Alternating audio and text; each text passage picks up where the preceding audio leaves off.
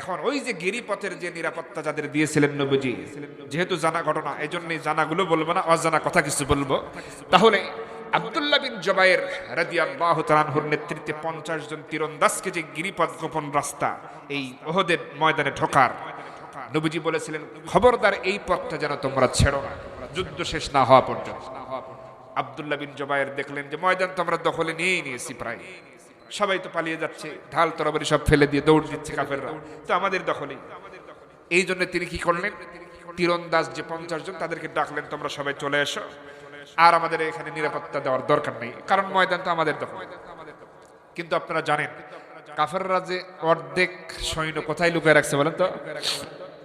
পাহাড়ের আড়ালে কিন্তু তাদের রিজার্ভ ফোর্স এখনো আছে, এটা তো আর তাদের জানা নেই। হযরত আব্দুল্লাহ বিন জুবায়ের রাদিয়াল্লাহু তাআলা আনহু তাদেরকে ডাকলেন, এবার সবাই চলে এলো, সবাইকে নিয়ে এবার যুদ্ধের ময়দানে ঢুকলেন। কাফেরদের ফেলে দেওয়া ঢাল এবং তরবারি তারা সংগ্রহ করতেছেন। হঠাৎ করে দেখা গেল কোথা থেকে যেন বিশাল আরেকটা বাহিনী ওই গোপন পথ দিয়ে সরাসরি আক্রমণ করে ফেলে পেছন দিক থেকে। এবার মুজাহিদদেরকে আক্রমণ করে বসে। মুজাহিদরা দিশেহারা হয়ে এদিক সেদিক ছুটাছুটি করা শুরু করে দেয়, দিশেহারা হয়ে যায়, এলোমেলো হয়ে যায়। এবার পিছন থেকে আক্রমণ করা মাত্রই 1 জন 2 জন 3 জন 5 জন 10 জন করে শহীদ হতেছে। মুসলমানেরা, মুজাহিদেরা, নবীর সাহাবীরা শহীদ হয়ে যাচ্ছে, একজন একজন করে এভাবে শহীদ হয়ে যাচ্ছে, শহীদ হওয়া বন্ধ নাই। এই অবস্থায় আমার নবীজি যখন ওই দিকে নজর করলেন, বুঝতে পারলেন ময়দানের অবস্থা তো ভালো না। নবীজি আবার কাছের যারা সাহাবী ছিলেন তাকে নিরাপত্তা দেওয়ার জন্য তাদের ডাকলেন, আবু উবাইদা রে, আলী রে, ও দাজানা, ওরে কাতাদা, আমাকে আর নিরাপত্তা দেওয়ার প্রয়োজন নাই। দেখো ময়দানের অবস্থা তো ভালো ছিল, এখন তো খারাপ হয়ে গেছে, মুজাহিদদেরকে শহীদ করে ফেলতেছে আমার সাহাবীদের, তাড়াতাড়ি করে চলে যাও। আরেকটা বাহিনী এসে গোপন পথ দিয়ে এসে অবশ্যই আব্দুল্লাহ বিন জুবায়ের পথটা ছেড়ে দিয়েছে, যার কারণে তারা সুযোগটা পেয়েছে, সারাশি আক্রমণ করেছে, আমার সাহাবীদেরকে শহীদ করে ফেলতেছে রে। ও আলী, ও আবু উবাইদা, দাজানা, কাতাদা, সবাই চলে যাও, তোমাদের ভাইদের কাছে দাঁড়িয়ে যাও, আমাকে নিরাপত্তা দেওয়া লাগবে না, আমি আল্লাহর নবী একাই এখানে যুদ্ধ করে যাব। এবার তারা সবাই চলে গেলেন, নবীজি সেখানে একা থাকলেন। এবং শুধু তাই নয়, কাফেরদের আরেকটা পরিকল্পনা ছিল নবীজিকে হত্যা করার। এজন্য 3 জন কাফের সৈন্যকে বাছাই করে তাদের আলাদাভাবে দায়িত্ব দেয়, তাদেরকে বলে তোমরা 3 জন কারো সাথে যুদ্ধ করবা না, শুধু নবীকে, তাদের নবীকে খুঁজে বের করে তাকেই শুধু হত্যা করবা। এই একজনকে হত্যা করতে পারলেই তোমাদের 3 জনের কাজ শেষ, তোমরা রেস্ট করবে, বিশ্রাম নেবে, তোমাদের আর কোনো যুদ্ধ করা লাগবে না। ওই 3 জন কাফের নবীজিকে খোঁজার জন্য বের হয়ে পড়ে। আরেকজন কাফের কি তারা দায়িত্ব দিয়ে দেয়, সে হলো আর কেউ নয়, ওয়াহাশী ইবনে হারব, যে ছিল কুরাইশদের কৃতদাস গোলাম। তাকে বলে, ওয়াহাশী রে শোনো, তোমাকে একটা প্রস্তাব দিতে চাই, কারণ তুমি ভালোভাবে বল্লম চালাতে জানো, খঞ্জর চালাতে জানো, তোমার সুনাম আসে না ওয়াহাশী। তুমি যদি দূর থেকে বল্লম ছুড়ে মারো, তোমার নিশানা কখনো মিস হয় না, ভুল হয় না। এজন্য তোমাকে দায়িত্ব দেব, সেটা হলো ওই মুহাম্মদ বিন আব্দুল্লাহর আপন চাচা আমির হামজা, লম্বা মানুষ, সবার উপর দিয়ে দাঁড়ালেও তাকে বুক পর্যন্ত তার উঁচুই থেকে যাবে। এজন্য তুমি দূর থেকে বল্লমটা যদি ছুড়ে মারতে পারো রে ওয়াহাশী, আমির হামজাকে যদি এইভাবে করে নিহত করতে পারো রে ওয়াহাশী, তাহলে তোমাকে আমরা মুক্ত করে দেব, তুমি গোলাম হয়ে আর থাকা লাগবে না, স্বর্ণ মুদ্রাও তোমাকে দিয়ে দেব, সুখে স্বাচ্ছন্দ্যে তুমি জীবনটা পার করতে পারবে রে ওয়াহাশী। ওয়াহাশী ভেবে দেখো কি করাবে। ওয়াহাশী আর দেরি করে নাই, কারণ এমন সুযোগকে হাতছাড়া করে একজন মানুষকেই তো হত্যা করা লাগবে, আর তো কিছু নয়। আর এই বিনিময়ে যদি আমি গোলাম জিন্দেগি থেকে আজাদ হয়ে যাই, মুক্তি হয়ে যাই, স্বাধীন হয়ে যাই, সাথে সাথে স্বর্ণ মুদ্রা যদি পেয়ে যাই, তাহলে আমি তো সফল। এজন্য সে আর হাতছাড়া করে নাই, বল্লম খঞ্জর তুলে নিয়ে আমির হামজা রাদিয়াল্লাহু তাআলাকে খুঁজতে থাকে। বাকি ঘটনাগুলো জানেন আমার ভাইরা, খেয়াল করেন। নবীজিকে যারা খুঁজতেছে, এই 3 জন নবীজিকে দেখে ফেললো যে নবীজি এখন একা। এবার তাদের একজন বলে, ওই তো মুহাম্মদ বিন আব্দুল্লাহকে পেয়ে গেছি, এটাই সুযোগ, কেউ নাই তার আশেপাশে, তাকে চলো হত্যা করে আসি। একজন বলে চলো যাই, আরেকজন বলে না, যাওয়া যাবে না, কারণ মুহাম্মদ বিন আব্দুল্লাহর সামনে গিয়ে তাকে হত্যা করে আসা এত বড় সহজ ব্যাপার নয়। কারণ আল্লাহর নবীদের শরীরে শক্তি কম থাকে না বেশি থাকে, এটা তাদের ধারণা। এবং আরেকটা ধারণা জন্মেছে, সেটা হলো একজনে বলতেছি মুহাম্মদ বিন আব্দুল্লাহর ব্যাপারে যে অলৌকিক কিছু ঘটনা ঘটে যায়, আমাদের কাছে খবর আছে, আমরা তাকে যদি হত্যা করতে যাই না জানি আসমান থেকে কোন গজব আমাদের উপরে এসে পড়ে, এই ভয় তারা করতেছে। এজন্য বলতেছে সামনে থেকে যাওয়ার দরকার নাই, অতএব দুইজন এখানে থাকি, একদম ধারালো পাথরগুলো আমরা জমা করে রাখি, সুযোগ পেলে তার চেহারা শরীরে ছুঁড়ে মারব। আর একজন পেছন দিক দিয়ে যাও, পাহাড়ের আড়ালে উঁচু জায়গায় বসে ওখান থেকে পাথর নিক্ষেপ করবে তার মাথায়, একাই সে মারা যাবে, আর আমরা এখান থেকে পাথর ছুঁড়ে মারব। এইভাবে করে পরিকল্পনা নিয়ে তখন তিনজন যখন সিদ্ধান্ত গ্রহণ করে নেয় নবীজিকে হত্যার জন্য, একজন পাহাড়ের পেছন দিক দিয়ে চলে যায়, উঁচু জায়গায় ওঠে, বড় একটা পাথর তুলে নবীজির মাথা বরাবর মেরে দেয়। নবীজির মাথায় লোহার হেলমেটটা ছিটকে পড়ে যায়, পাথরটাও ছিটকে অন্য দিক চলে যায়। ঘটনাক্রমে ওই হেলমেটের সামনের দুইটা চিকন লোহা ভেঙে নবীজির মাথার মধ্যে ঢুকে থাকে, ভেঙে যায়। আমার নবীজি মাথার চক্কর দিয়ে উঠল। এই সুযোগ হাতছাড়া না করে দুইজন কাফের যারা ছোট ছোট ওই যে ধারালো পাথরগুলো জমা করতেছিল, বৃষ্টির মতো নবীজির দিকে নিক্ষেপ করতেছে, যেখানে লাগে সেখানে কেটে ফিনকি দিয়ে রক্ত বের হয়ে যায়। পৃথিবীর শ্রেষ্ঠ মানুষ, শ্রেষ্ঠ সৌন্দর্যের অধিকারী মানুষ রক্তে লাল হয়ে যাচ্ছেন, আঘাত করে পাথর মারে। হঠাৎ করে একটা পাথর নবীজির যখন সামনে মুখ বরাবর লাগে, সামনের দুইটা দাঁত ভেঙে পড়ে গেল। নবীজি আর টিকতে না পেরে উপর হয়ে মুখ থুবড়ে জমিনের উপরে পড়ে গেলেন। পড়ে যাওয়ার সাথে সাথে বেহুশ হয়ে গেলেন। এবার ওই কাফেররা, ওই দুই কাফির আর ওই একজন, তিনজনে এবার এক জায়গায় হয়ে গেল। তবুও নবীজির কাছে আসার সাহস তারা পায় না। দূর থেকে তারা দেখতেছে, অনেকক্ষণ অপেক্ষাও করলো, নবীজি যখন নড়াচড়া নাই, তারা ধারণা করেছে মুহাম্মদ বিন আব্দুল্লাহ মনে হয় তাহলে মারাই গেছে, কারণ তো নড়াচড়া নাই। এবার হাদিসের মধ্যে এসেছে তারা একটা খবর বলেছিল, একটা শব্দ প্রচার করেছিল, সেটা হলো কুতিলা মুহাম্মদ, আমরা মুহাম্মদকে হত্যা করে ফেলেছি, নিহত করে ফেলেছি। গোটা যুদ্ধের ময়দানে এটা ছড়িয়ে পড়লো সাহাবীদের কানেও। যারা যুদ্ধ করতেছে একে একে শহীদ হয়ে যাচ্ছে, আবার যারা সংগ্রাম করতেছে, লড়াই করতেছে, তারা যখন শুনলো কুতিলা মুহাম্মদ, মুহাম্মদ নিহত, আর তারা ধৈর্য ধরতে পারে না। তারা বলতেছে আহারে, নবীজি যখন বেঁচে নাই, এই দিন কায়েমের সংগ্রামে ওহদের ময়দানে আমরা এসেছি, নবীজি যেহেতু বেঁচে নাই, নবীজি যেহেতু শহীদ হয়ে গেছেন, আমরাও বেঁচে থাকতে চাই না, প্রয়োজনে আল্লাহর দ্বীনের জন্য আমরা সবাই শাহাদাত বরণ করতে রাজি। আমার ভাইরা, নুসাইবা বিনতে কাব রাদিয়াল্লাহু তাআলা আনহা পানি পান করানোর দায়িত্ব পালন করে যাচ্ছেন। হঠাৎ করে একজন মুজাহিদ তৃষ্ণায় কাতর হয়ে দৌড়ে চলে আসলেন আর বললেন, ও মুজাহিদা বোন, পানি ঢেলে দাও তাড়াতাড়ি, ময়দানের অবস্থাটা ভালো নয়।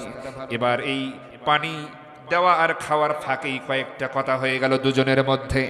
নুসাইবা বিনতে কাব রাদিয়াল্লাহু তাআলা আনহা বলেন, ও রাসূলের সাহাবী, ও মুজাহিদ ভাই, ময়দানের অবস্থা কেন, কি হয়েছে? এবার ওই মুজাহিদ বলতেছে, ওরে রাসূলের সাহাবী, নুসাইবা বোন মুজাহিদা নারী, মুজাহিদার সাহাবী, শুনে রাখো, আমরা লড়াই করতেছি, আমাদের অনেক শহীদ হয়ে যাচ্ছে একের পর এক, বন্ধ নাই। এমন কি শুনেছি নবীজিকেও কাফেররা শহীদ করে ফেলেছে। এই কথা বলতে পানি খেয়ে দৌড় মারলো, আর কথা বলার কোনো সুযোগ হলো না।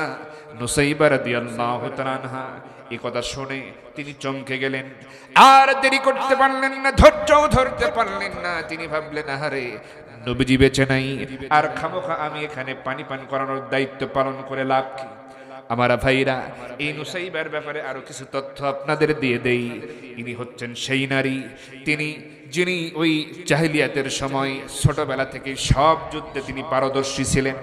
নারী হলে কি হবে, কেমন করে তরবারি চালাতে হয় তিনি শিখে ফেলেছিলেন, কেমন করে দ্রুত গতিতে ঘোড়া চালাতে হয় সব শিখেছেন, কেমন করে দ্রুত গতিতে, ক্ষিপ্র গতিতে তরবারি চালাতে হয় শিখেছেন, কেমন করে বল্লম খঞ্জর চালাতে হয়, তীর নিক্ষেপ করতে হয়, সব তিনি শিখে ফেলেছেন। জাহিলিয়াতের সময় এগুলো শেখা লাগতো, অনেকেই শিখতো, কারণ জানমালের কোনো নিরাপত্তা ওই সময় ছিল না, এজন্য এগুলো শিখতো। কিন্তু সর্বসময় নুসাইবা সবার শীর্ষে থাকতো। তার সাথে তরবারির প্রতিযোগিতায় গিয়ে কুরাইশরা যোদ্ধারা কেউ টিকতে পারতো না, এমনকি ঘোড়া দৌড়ের প্রতিযোগিতা দিলে ওই নারীর সাথে তারা পারতো না। এবার সেই নারী পানি পান করানোর দায়িত্ব অবস্থায় যখন শুনলেন নবীজি বেঁচে নাই, এবার তিনি ভাবলেন, আহারে খামোখা পানি পান করানোর এই দায়িত্ব পালন করে এখন আর কি লাভ? নবীর সাহাবীরা শহীদ হয়ে যাচ্ছে, নবীজিও শহীদ হয়ে গেছে, আর আমি এখানে পানি নিয়ে থাকবো দাঁড়িয়ে? এটা তো হতে পারে না।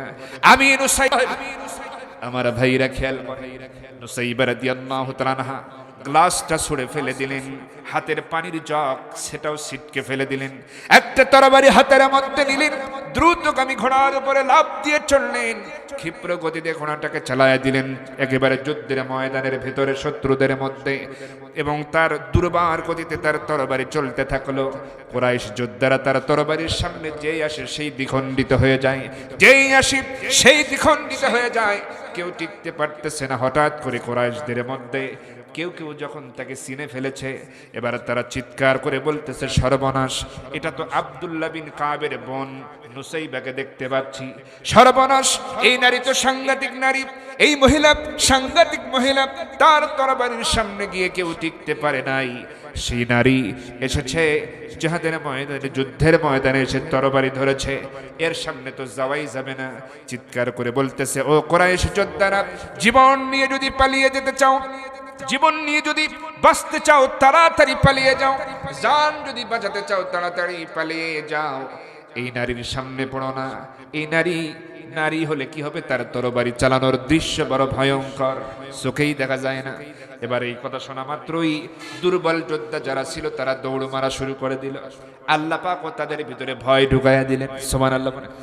আমার ভাইয়েরা, তরবারি হাতে এই নারী সাহাবী নুসাইবা বিনতি কাব রাদিয়াল্লাহু তাআলা আনহা লড়াই চালিয়ে যাচ্ছেন। হঠাৎ করে দেখা গেল ওই যোদ্ধা যারা বীর যোদ্ধা, কাফেরদের মধ্যে একটু সাহস যাদের বেশি, তারাই শুধু তার সাথে লড়তেছে, বাকিরা সাহস পাচ্ছে না, কেউ ভয়ে পলায়া যাচ্ছে। এমন সময় লড়াই চলতেছে, এদিকে মুজাহিদেরা 10 জন 15 জন 20 জন 30 জন 40 জন এভাবে শহীদ হতেছে, শহীদ হওয়া থেমে নাই। এবার আমার নবীজি অনেকক্ষণ বেহুশ হয়েছিলেন, হঠাৎ করে হুঁশ যখন তার ফিরে এলো, মাথাটা আমার নবীজি উঁচু করার চেষ্টা করেন কিন্তু পারেন না, কারণ নাকি তো মাথার মধ্যে লোহার অংশ ঢুকে আছে। আবার আমার নবীজির দাঁত দুইটা ভেঙে পড়ে গেছে। নবীজি ওই মুমূর্ষ অবস্থায় যখন জ্ঞান ফিরে এসেছে, মাথাটা আস্তে করে 2 কোণের উপর ভর দিয়ে যখন তুলতে পারলেন, কিন্তু পরিপূর্ণতা উঠতে পারছেন না।